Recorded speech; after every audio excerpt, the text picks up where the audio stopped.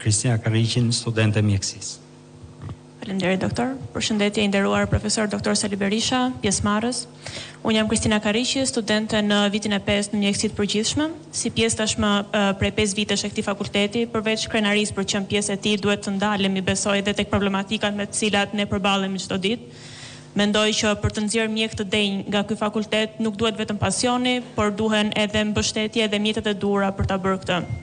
Dhe jam shumë e lumtur që sot kemi mundësinë që të flasim për problematikat me të cilat ne përballemi çdo ditë. Dhe këtu po flas jo vetëm në emrin tim, por edhe në emrin e shumë studentëve që ndjehen njësoj dhe do ndalem në disa çështje shkurtimisht.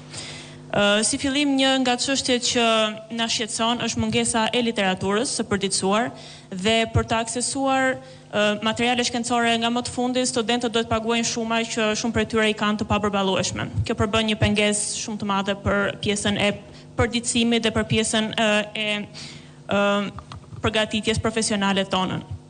Përveç kësaj, ambientet ku zhvillohet mësimi në Fakultetin e Mjekësisë lënë shumë për dëshiruar, laboratorët nuk kanë pajisje funksionale, dhe hapësirat për praktik janë shumë të pakta dhe në rastin kur janë të paorganizuara.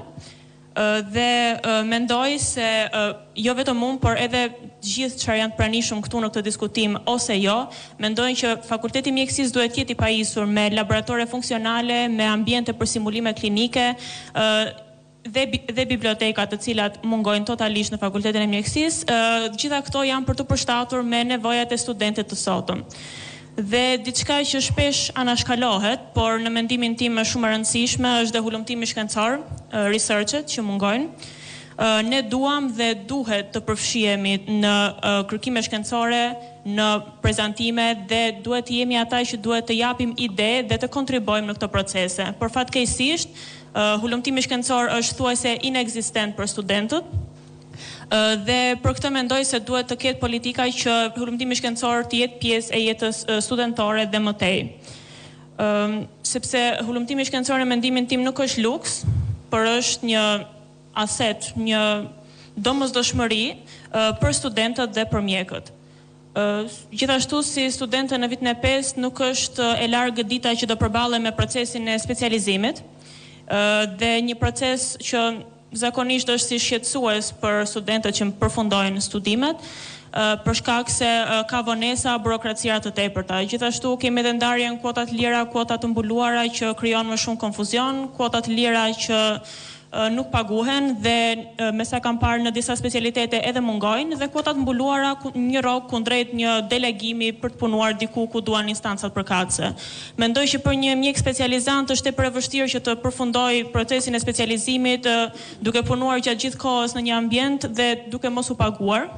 Dhe kërkojmë nga ju, nga Partia Demokratike, nga qeveria e ardhshme që të financohen kuotat e lira, të jenë totalisht të financuara dhe gjithashtu në bashkëpunim me këto të ketë mbështetje me fonde publike jo vetëm për specializime brenda vendit, por edhe për specializime jashtë, duke krijuar kështu bashkëpunime edhe me universitete ndërkombëtare për të rritur cilësinë edhe profesionalizmin e mjekëve shqiptar.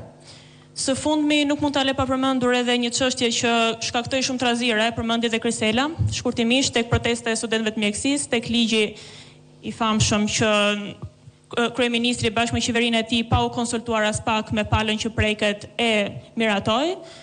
Mendoj që ligjet të cilat prekin të ardhmen e mira studentëve nuk duhet të miratohen në mënyrë të njëanshme, por duhet të diskutohen dhe ishte totalisht gënjim. Ne nuk duam që të detyrohemi, duam të ftohemi, nuk jemi kundër punësimit në Shqipëri, përkundrazi, por mënyra se si na u soll ligji ishte totalisht gënjyese dhe nuk është as pak një mënyrë për të mbajtur mjekët në Shqipëri. Nga se fola dhe besoj do të flitet, nuk kërkojmë gjërat pamundura, kërkojmë që arsimi dhe shëndetësia të jenë në nivelin që ato meritojnë. Këto gjëra nuk mendoj dhe nuk besoj dhe nuk i kërkoj që të bëhen brenda natës, por që mendoj se ky takim është një hap tepër i rëndësishëm drejt ndryshimit.